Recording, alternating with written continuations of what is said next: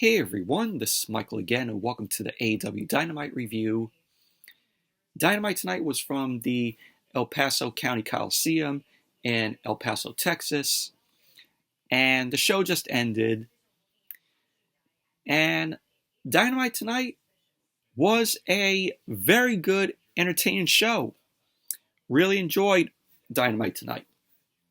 The crowd there in El Paso was hot throughout the night, and they were very loud, and they cheered, very greatly throughout the night. But tonight on Dynamite, we saw MJF versus KONOSUKE Takeshita in a AEW World Championship Eliminator match, where if Takeshita ended up winning, he would get a future shot at the AEW World Championship.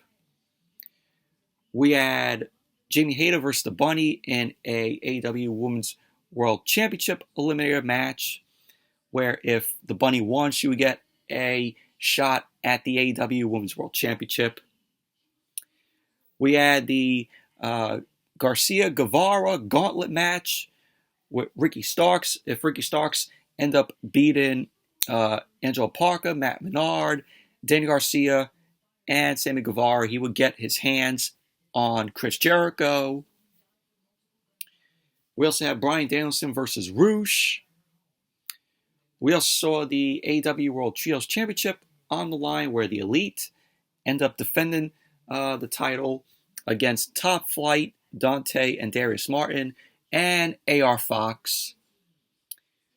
And the main event, the AEW World Tag Team Championship, was on the line, where the Acclaimed end up defending the titles against the GUNNS, Austin and Colton. But overall, Dynamite tonight, very good, entertaining show tonight. And, watching the show, the 2 hours just flew by. The show was on fire tonight. From an in-ring perspective of what we saw, it was just absolutely great. The in-ring wrestling tonight on Dynamite. But anyways, let's jump right into the review. Dynamite opened up tonight with the AEW World Championship Eliminator match, MJF versus KONOSUKE Takeshita. And this was a very good, entertaining match. This was great. Both MJF and Takeshita, just awesome. Takeshita, just great at everything he does in the ring. And the crowd during this match was on fire. They were loving what they were seeing with MJF and Takeshita here. So we had MJF, the AEW World Champion, end up coming out first. Got boos from the crowd in El Paso. And then Takeshita ended up coming out. So we had MJF. He ended up goading Takeshita in with a fake handshake. But Takeshita ended up firing back with a jumping elbow attack on MJF. And then Takeshita followed up with a jumping knee strike to MJF. Takeshita was looking to go for a power drive knee into MJF, but MJF pulled the ref, who was Paul Turner, in front of Takeshita. And then he started attacking Takeshita's arm. And then MJF launched Takeshita into the turnbuckles. MJF then ended up hitting a hammerlock DDT on Takeshita, and he ended up going for the cover. Takeshita ended up kicking out. We had Takeshita end up hitting MJF with a exploder suplex, which was great, which sent MJF flying across the ring. Takeshita then threw MJF into the corner, and he ended up blasting MJF with a boot to his face. He did it twice to MJF. Takeshita then ended up hitting a brainbuster to MJF, and he ended up going for the cover, and MJF ended up kicking out. So Takeshita ended up heading up to the top rope. He leapt off with a nice frog splash onto MJF, and Takeshita ended up going for the cover, and MJF ended up kicking out. So the fans were chanting Eddie, with Takeshita coming off the top, hitting the frog splash in honor of Eddie Guerrero. So I love that the whole El Paso crowd there was chanting, Eddie, because of course Eddie was from El Paso. So we had Takeshita end up hitting a package pile driver, which was crazy on MJF. And then Takeshita followed that up with a German suplex, which that gave the crowd to pop at Takeshita. So Takeshita was stalking and waiting for MJF to get back up to his feet. So MJF got back up. Takeshita ended up charging at MJF, but MJF ended up seeing Takeshita, and he slid out under the bottom rope to take a breather, which the crowd ended up booing. Takeshita ended up trying to come out after MJF, but MJF ended up moving out of the way, and Takeshita ended up just hitting the floor on the outside. So MJF ended up gaining the momentum back, and he started working Takeshita over at ringside. Takeshita then ended up reversing MJF and rammed MJF into the ring post. So both guys went up to the top turnbuckle. Takeshita ended up delivering a lariat to MJF off the top turnbuckle, to which MJF landed on his feet, which that was crazy. So MJF ended up connected with a kick to Takeshita. Both guys end up bouncing off the ropes, and both guys end up nailing lariats, and both of them went down. When Takeshita ended up hitting the lariat to MJF, and MJF delivered that lariat to Takeshita, MJF just sold the hell out of that lariat. So MJF ended up locking in the Salt of the Earth on Takeshita. Takeshita then reversed that with a pin attempt, to which MJF kicked out. So he ended up dumping MJF outside of the ring. Takeshita then dived over the top rope to wipe MJF out again. Takeshita was going for a knee strike, but MJF ended up rolling out of the ring again to avoid the knee strike. So MJF ended up getting Paul Turner, the ref, in the way again, and that allowed MJF to kick the ropes while Takeshita ended up trying to get inside the ring. So we had MJF end up powerbomb Takeshita onto his knee, to which that ended up hurting MJF, because when MJF came down, he tweaked his knee, so he was selling the injury. So that led to a Blue Thunder Bomb from Takeshita to MJF, and then Takeshita ended up hitting a knee strike to MJF. So Takeshita ended up going for the pin on MJF, but MJF got his foot on the ropes. Takeshita was aimed to go for a senton from the ropes to MJF. MJF ended up avoiding that, and he ended up locking in the Salt of the Earth onto Takeshita. Takeshita ended up tapping out. So there you go. MJF ended up winning the match. Obviously, MJF was going to win. Post-match, MJF ended up putting on his Dynamite Diamond ring, and he nailed Takeshita in the face with the ring. MJF then started delivering some punches to Takeshita with the ring, which busted open Takeshita. Takeshita was bleeding profusely from the ring. And then Bryan Danielson ended up coming out. He ended up making the save for Takeshita. He ended up chasing MJF out of the ring. And pretty much that was basically that. But overall, this was a very good, entertaining match from MJF and Takeshita. Even though we all knew that MJF was going to win the match. I mean, Takeshita, he doesn't get, a shot at the AEW World Championship, but probably in the next year, we're going to see probably Takeshita as AEW World Champion, because I think he deserves to get another shot and get an opportunity for the AEW World Championship. So, but without a doubt, Takeshita will be AEW World Champion soon. I mean, just by how good he is in the ring. But overall, very good, entertaining match. And of course, we're getting more build towards, MJF and Bryan Danielson for their match at Revolution, which is going to be a 60-minute Iron Man match. So I'm very much looking forward to that at Revolution.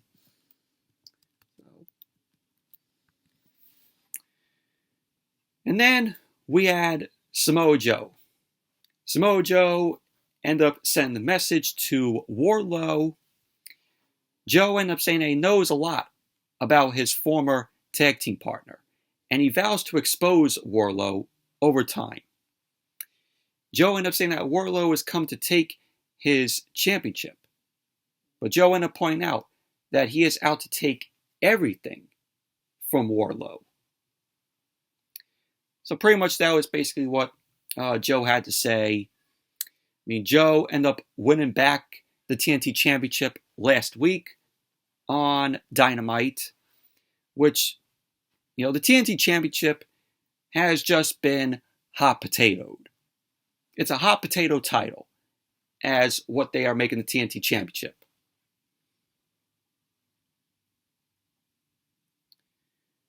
And then we had the AEW Women's World Championship Eliminator match. Jamie Hayter versus the Bunny. If the Bunny end up winning the match, she would get a future shot at the AEW Women's World Championship. This was just a very meh match, in my opinion. So we had Jamie Hayter end up dominating on the Bunny. She ended up dropping the Bunny with some shoulder blocks, and the Bunny ended up coming back, delivering an elbow to Jamie Hayter, and the Bunny ended up locking a submission on Jamie Hayter, choking her on the top rope. Jamie Hayter ended up responding by suplexing the Bunny back into the ring. On the outside, Jamie Hayter ended up getting launched into the ring steps by the Bunny. So at the end of the match, we had Jamie Hayter end up delivering a exploder suplex to the Bunny, and then she delivered the Haterade, and she ended up going for the cover, and there you go. Jamie Hayter ended up winning the match. Overall, this was just very meh, in my opinion. The Bunny doesn't get a feature shot at the AEW Women's World Championship. But Jamie Hayter is just great in the ring. And then we saw Renee Paquette. Renee Paquette was backstage with Saraya and Toni Storm. Both Saraya and Toni Storm end up congratulating Jamie Hayter, and they also claim that Jamie Hayter is a loser. So this led to Leva Bates being brought in. I didn't even know that Leva Bates was still employed with AEW. So Saraya and Toni Storm both end up pointing out that Leva Bates is a loser as well because of the L in her name. So this led to Saraya and Toni Storm attacking Leva Bates. They end up getting out the spray paint, and they end up putting an L on her. And pretty much that was basically that. Saraya and Toni Storm continued to make their statement. But liking where they're going with Saraya and Toni Storm here. Toni Storm, being a heel. And then we saw Lexi Nair. Lexi Nair was backstage interviewing MJF. MJF ended up giving credit to Takeshita, but he ended up saying that Takeshita is no match for a generational talent like him. And on MJF's hand, we saw, the tape was in blood. It had Takeshita's blood on them. So MJF ended up saying that Bryan Danielson treats him like a scumbag. But a man doesn't know what he is truly made of until he is met with adversity. He kept saying that happened to him when he was younger, and he almost got his license revoked for speeding. He kept saying, however, there was one girl that was his high school crush, which was named Liv. Now get it out of your heads, guys. He's not talking about Liv Morgan. So don't even think that. So MJF ended up saying that they got into a car and she distracted him. And MJF ended up saying it was raining and he drove into a telephone pole. He kept saying that was adversity. He grabbed her body and put her in the driving seat. And that's because there are winners and losers. And he doesn't care. MJF ended up saying that tonight he will show that Bryan can't deal with adversity. So pretty much that was basically that. MJF, saying that he ended up in a car accident with this girl named Liv, which, like I said, get out of your heads. It's not Liv Morgan. Even though MJF took a picture with Liv Morgan last year, which is online. So it's not Liv Morgan, guys. So, but pretty good promo from MJF. MJF just delivers great promos, and whenever you hear him speak, you just gotta listen.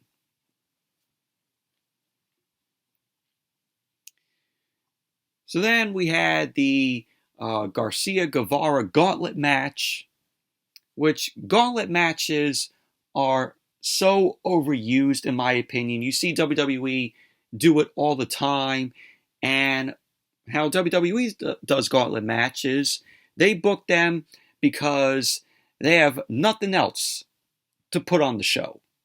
So they just do a Gauntlet match just to kill time. Here, the Gauntlet match, makes sense because Danny Garcia and Sammy Guevara end up saying that for Ricky Starks to get to Jericho, you have to go through the Gauntlet match. You have to go through Matt Menard and Angelo Parker and Danny Garcia and Sammy Guevara. So, but we had this. This was lame. This whole Garcia-Guevara Gauntlet match was absolutely lame. Yeah, we had Ricky Starks end up facing Angelo Parker first. So this was all of 2 minutes. Ricky Starks ended up getting the win on Angelo Parker. And then Matt Menard came in, and Ricky Starks ended up winning that. It was the fastest victory in a singles match in AEW history. So Ricky Starks got the win on Matt Menard. And then Ricky Starks took on Danny Garcia, which we had Danny Garcia end up coming out along with Sammy Guevara. So both Danny Garcia and Sammy Guevara end up making their way down. And we had commentators, they were speculating who was going to represent the Jericho Appreciation Society in next fall in the Gauntlet match. So Sammy Guevara was looking like he would get into the ring to face Ricky Starks, but he didn't. So Danny Garcia then jumped Starks from behind. So then we got, of course, Danny Garcia versus Ricky Starks in the Gauntlet match. Danny Garcia ended up cutting off a spear attempt from Starks with an elbow attack. He ended up slamming Starks down to the mat. And he teased diving onto Starks, but Danny Garcia ended up leaping back into the ring. He did a back heel kick to Starks. Starks ended up attempting to fight back with some punches to Danny Garcia, but Danny Garcia ended up dropping Starks with a DDT, and he was throwing some punches to Starks. So Danny Garcia once again countered a spear attempt from Starks, and he countered that into a guillotine. Starks ended up breaking out of that with a powerbomb to Danny Garcia. So Starks was looking to go for a move off the top rope, but Daniel Garcia ended up coming up to the top, and he ended up hitting a superplex to Ricky Starks, which that was followed up by a Northern Lights bomb from Starks, which Daniel Garcia ended up kicking out. So both guys ended up fighting on the ring apron. They were exchanging punches. Starks then ended up hitting a spear to Daniel Garcia on the floor. And there was this guy in the front row, was wearing a luchador mask, and that guy ended up hitting a back elbow to Ricky Starks. So Daniel Garcia ended up bringing Starks into the ring, and he followed up, ended up going for the cover, and there you go. Daniel Garcia ended up winning the match. Ended up winning the Gauntlet Match. So the masked guy who came into the ring took off the mask, and it was revealed to be Chris Jericho. Of course, the Ocho Chris Jericho, the Wizard. So the Jericho Appreciation Society celebrated in the ring, and pretty much that was basically that. But this feud, I see, will be not ending soon. I think Ricky Starks will be getting his hands on Jericho. Possibly that will be the match at Revolution. I think we will possibly get, maybe, if they would do it, a steel cage match between Starks and Jericho at Revolution. That would be very good. I hope that's what they do. Have Ricky Starks and Chris Jericho go one-on-one in a steel cage at Revolution. But overall, this Garcia-Guevara Gauntlet match was absolutely lame. And then we saw Renee Paquette. Renee Paquette was backstage. She was interviewing the Acclaimed, Max Caster and Anthony Bowens, and Billy Gunn. So Billy Gunn ended up telling Renee Paquette that when the Acclaimed defend their tag titles later on tonight, he will remain backstage and let his sons, the Austin and Colton, and the Acclaimed bow out themselves. So then we had the Acclaimed and Billy Gunn end up doing, the scissor me daddy ass, the jester, and that was that. And then as Dynamite came back from commercial, Renee Paquette was in the trainer's room where Takeshita was being patched up after being busted open by MJF earlier in the night with, by the Dynamite Diamond Ring. So Bryan Danielson was also in there. So there was a commotion going on, and it appeared that Bryan was locked in the trainer's room, and he was unable to leave. So then we heard Rush's theme end up playing, because it was going to be Bryan Danielson versus Rush. So Bryan was, locked in the trainer's room. So Rush ended up making his way out to the ring. So then MJF ended up coming out. MJF was limping his way to the ring. He got on the mic, and he ended up telling Aubrey Edwards, who was the referee of the match for Bryan and Rush, he ended up telling Aubrey to ring the bell and begin the 10 count. And he ended up saying that if Bryan doesn't make it to the ring by the count of 10, he loses the match, and the Iron Man match at Revolution will be off. So Aubrey ended up making the count, and we saw on the screen Bryan ended up breaking his way through the trainer's room door, and he ended up beginning to head down the hallways, and he ended up taking down Preston Vance, and we had Bryan end up making it out to the ring on time, but Bryan ended up immediately getting jumped by Rush, and we had Rush end up hitting some chops to Bryan, but Bryan ended up firing back with some of his own chops to Roosh. Bryan ended up pinning some headbutts to Roosh. Roosh ended up reversing that with a knee strike to Bryan, and he ended up launching Bryan into the barricade several times. Roosh then ended up concentrating on Bryan's face, which Bryan was busted open. He's bleeding profusely. So second guy tonight was bleeding. First Takeshita, and now Bryan. So Roosh was headbutting Bryan. Roosh ended up trying to get into the ring. Bryan ended up firing back with some elbow attacks to Roosh. They ended up trading some slaps and chops on the ring apron. Roosh then launched Bryan to the floor, to which Bryan's blood splattered on the camera because there was little splats of blood on the camera. So Roosh teased hitting the bullhorns to Bryan, and then he ended up stopping, and he just booted Bryan in the face. Bryan then looked to lock in the label lock on Roosh. Roosh ended up getting to the ropes, and he ended up being taken out by Bryan because Bryan ended up hitting a tope suicida. So Bryan ended up sending Roosh into the barricade, and he followed up with a running drop kick. Bryan then ended up hitting another running drop kick from the top turnbuckle when they both got back to the ring. Bryan then ended up hitting some strikes, and Roosh delivered some chops to Bryan. They ended up going back and forth with the chops. So Bryan ended up nailing several running drop kicks to Roosh.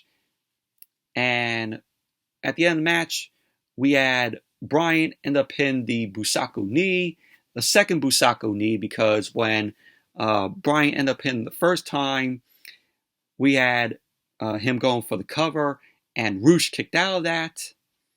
So Bryan ended up hitting the Busako knee again after he ended up rolling through a German suplex from Roosh. So the Busako knee that Bryan hit again, he ended up going for the cover, and he ended up winning the match. So Bryan won the match. So now he earns the 60-minute Iron Man match with MJF at Revolution. Post-match, MJF ended up heading to the ring. He ended up dropping Bryan with a shot from the Dynamite Diamond ring. So he ended up punching Bryan and locked in the Salt of the Earth on Bryan's injured arm. MJF started punching away the security as he locked on the Salt of the Earth again on Bryan. And pretty much that was basically that. So Bryan, has now earned his Iron Man match with MJF at Revolution. Should be a very good match, at Revolution with them both. But overall, this was a very good match from Bryan and Roosh. Very bloody, with Bryan, little drops of blood being featured on the camera. Awesome match it was. So then we had the Elite versus AR Fox and Top Flight. This was for the Trios Championship. Very good match this was. Top Flight, Dante and Darius, they are just very entertaining. AR Fox as well. Top Flight, I could see possibly next year them being tag team champions, or, with them and AR Fox, they could possibly be, Trios champions, come, at some point. So Dante Martin and Nick Jackson end up starting off the match. Dante Martin ended up dropping Nick Jackson with a drop kick. Matt Jackson looked to make the save, but he ended up getting dropped onto Nick Jackson from Dante Martin. AR Fox ended up drop kicking Kenny Omega. Dante Martin ended up dropping Nick and continued the attack on him. And the Young Bucks end up hitting a combination offense. They end up hitting a double drop kick to Darius. Kenny Omega ended up charging in and took out AR Fox. Omega then hammered in an elbow to Darius, and he ended up hitting some chops to Darius. Matt Jackson ended up coming back in with a suplex to Dante. Nick then came in and landed on Dante. And we had Nick end up spinning his gum at Dante's face. So the Elite were making frequent tags to stay in control of the match. Matt Jackson ended up attacking both of Top Flight on the apron. And he ended up missing a super kick to Darius. But Matt Jackson ended up hitting a awesome looking Spanish fly to Darius, which was great. So Darius ended up getting his knees up when Nick Jackson ended up diving in. He ended up getting hit by a senton from AR Fox. Nick Jackson ended up getting hit by a senton from AR Fox. So at the end of the match, we had Kenny Omega end up hitting another V-trigger to AR Fox. And then it looks like he was going to hit the one-winged angel, but AR Fox ended up reversing that with a roll-up. Kenny Omega ended up kicking out. Omega ended up holding AR Fox, ended up rolling him up. So there you go. The Elite end up winning the match, retaining the AEW World Trios Championship. Overall, this was a very good match. Top Flight, Dante and Darius were awesome in this match. Very entertaining. AR Fox as well. But, like I said, Top Flight, I could see them, soon, maybe next year, them being tag team champions. Or if AR Fox is still with Top Flight, I could see them getting another shot at the Trios Championship. And they could be Trios champions at some point. And then we saw Lexi Nair. Lexi Nair was with Stokely Hathaway. And Lexi Nair ended up asking Stokely Hathaway about many of the members of the firm dealing with losses and issues as of late. Stokely Hathaway ended up blaming all that on Hook. And Hook ended up coming up to Stokely Hathaway. Hook ended up snatching Stokely Hathaway. And Lexi Nair ended up yelling at Hook. She was like, "Hook, let go. You're hurting him." So Hook ended up telling Stokely Hathaway to watch his mouth, because Stokely Hathaway was trying to phone it up. So Hook ended up letting go, and pretty much that was that.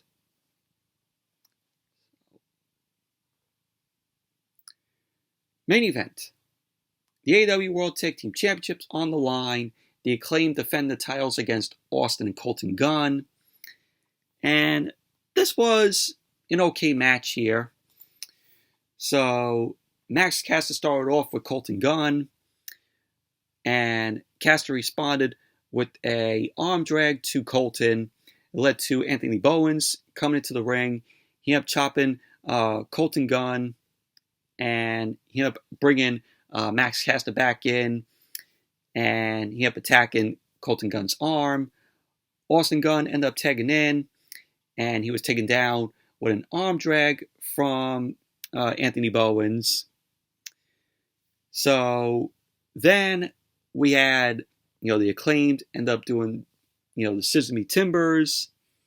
They end up doing the pose. And then we had the GUNNS end up turning things around. They end up distracting the official. So Colton ended up hammering some strikes in the corner. And then a drop kick to Max Caster. So we had Colton end up going for the cover. Caster ended up kicking out. So the GUNNS end up continuing to cut off, the ring. And they end up leaving Bowens. Caster ended up staggering Austin Gunn. Pulled down on the top rope, which sending him out. Caster ended up avoiding attack from Colton. And we had Bowens end up making the tag. Bowens ended up coming into the ring. He ended up taking down the GUNNS.